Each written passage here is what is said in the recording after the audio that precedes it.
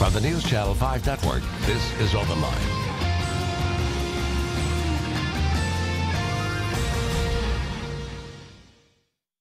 Hello everyone, welcome to OpenLine. I am Ben Hall. Good show tonight. We are talking all about metro schools. What we want you to do, if you have any questions about metro schools, this is certainly your chance to call in. Put up the number here, 615-737-PLUS, 615-737-7587 if you want to call in with your questions. We have two people who can certainly help answer them. There's been a lot in the news lately about the school bus situation, so we're happy to have with us the Director of Transportation, really the Chief Operating Officer who is over transportation, Fred Carr. Thank you for being with us. And Susan York, who's Assistant Manager of Customer Service at the Customer Service Center. Thank you very much for being with us as well. Thank you. You're both veterans. You've been on here before. But I want to talk with you first about transportation. Sure. So where do we stand right now? This has certainly been in the news, a shortage of buses. It's had an impact on operation. Where do we stand right now? Right now we are still about 146 drivers short of our ideal maximum.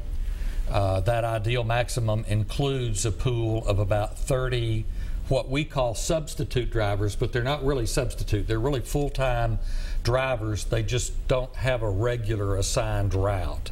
So if a driver is absent, they come out of the pool and drive. But they work every day, they're full-time, they just don't have their own route that they cover. So we're about 146 short. We have a little over 30 coming out of class over the next 10 days, which will help a lot. In the last 7 days, we've interviewed about 60, and about 20 of those we're going to make offers to through the Human Capital Department. So we're working really hard to attract new drivers. At the same time, we've been holding meetings last week, this week, and we've got 2 scheduled for next week with all of our drivers across the district. We want to hear directly from them, and I say we, the Transportation Administration, and I go to these meetings. We want to hear what is it going to take to keep you here driving. Because we've lost a lot of drivers. We've lost a lot of drivers. It has become a very, professional drivers have become a very precious commodity. Both over the road and local commercial drivers. So it is, we're competing with not only other school systems for drivers, but also businesses that use commercial drivers. And although we used to be the highest paid school district in the area, we're not anymore. And so we've got to address some of those issues. But we want to hear directly from the drivers, what is it going to take to keep you? And then we have a task force which includes drivers and human capital and administration to take what we hear in these meetings, come up with some recommendations which we will then look at pricing, look at budgetary impact, and if it has a budgetary impact, we'll take it to the school board and ask them for some support. You have about 600 buses every day. You run about 600 buses every day. So about 550 actually. About 550, yeah. And you're saying 150 short. That's a significant percentage. It's about 20%, and it is spread all over the city. It's not just impacting one area. So what we're having to do is to have bus drivers, what we call run a double, which is where they run one route and then they run another route and bring the kids into the school.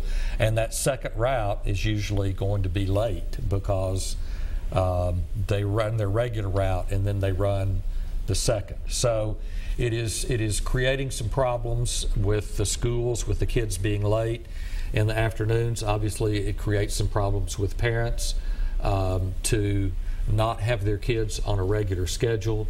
And we understand that parents in the schools have been very understanding and supportive. We've tried to communicate with them what the problem is and what we're trying to do to address it.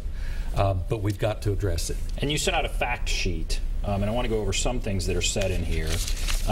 What I found interesting, we expect most routes to be run within 1 hour, and no routes will be longer than 90 minutes.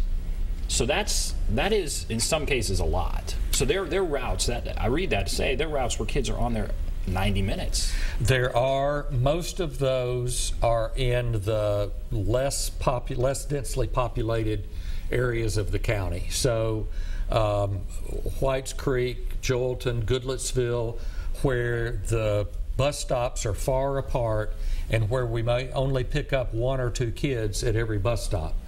As you move closer to the higher density inner city areas, we have some bus stops where we pick up 24, some bus stops where we pick up 50 kids at one bus stop.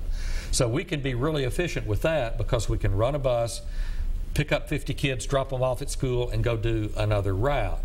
But when you get into the suburbs and the more rural parts of the county, routes become much longer. You've done this a long time.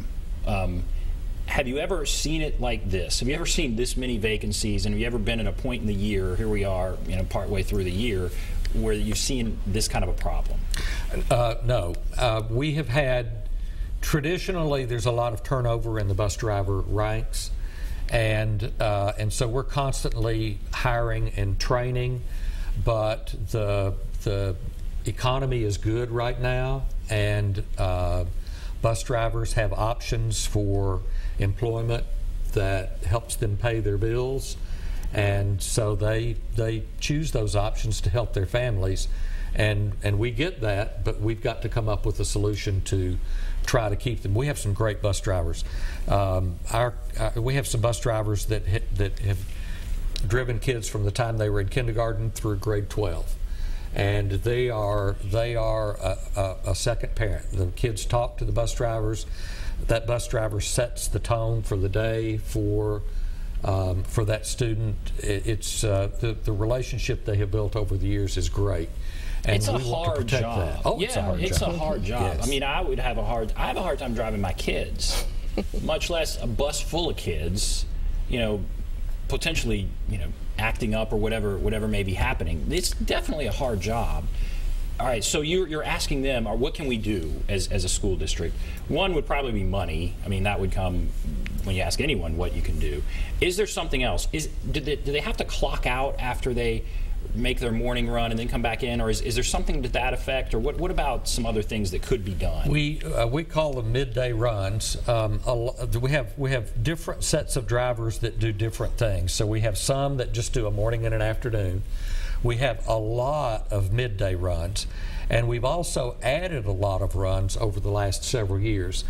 We don't provide pre-K transportation to all of the pre-K sites, but we do provide pre-K special education transportation. And we have hundreds of those kids that we're transporting in pre-K that 3 years ago we weren't. So there are a lot of opportunities for midday runs, field trips. We had 136 field trips yesterday, and all of those require a driver.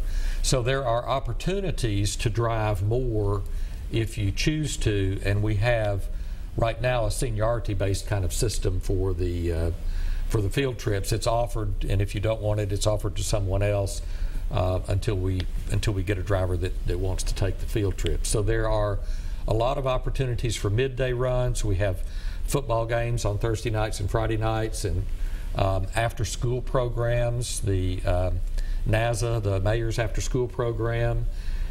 We transport kids home from that because in a high poverty district, transportation is the real key to get to participate in athletics and after school programs. You've got to have a way to get home. So it is a real key to offering educational opportunities to our kids. In this, you say all hands on deck, which means I guess everyone is out driving who is eligible. What is your sense that this will be fixed by the end of the year?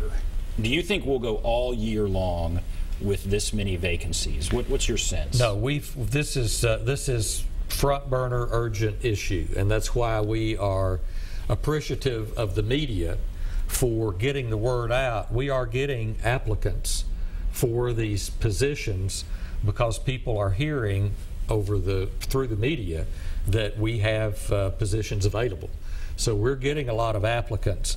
We really, it's going to take a couple of months because training a driver, hiring and training a driver takes 4 or 5 weeks. We can take drivers that have a commercial driver's license, and we can get them the P passenger and S school bus endorsement, and we have to train them in how to work with kids and how to work the wheelchair lifts and the different kinds of things on the buses. That's all a part of the training. Or we can take someone with a regular Class D operator's license, and we can help them get their CDL and then help them get their passenger and school bus endorsement. All right, we're going to take a break. Then I'm going to start taking calls. Paul, Alice, others, if you're on the line, hold on. There are a few lines open if you want to call, 615-737-7587. We'll take a break. And Susan, I promise we'll talk to you as well. So we'll take a break, take your calls right after this.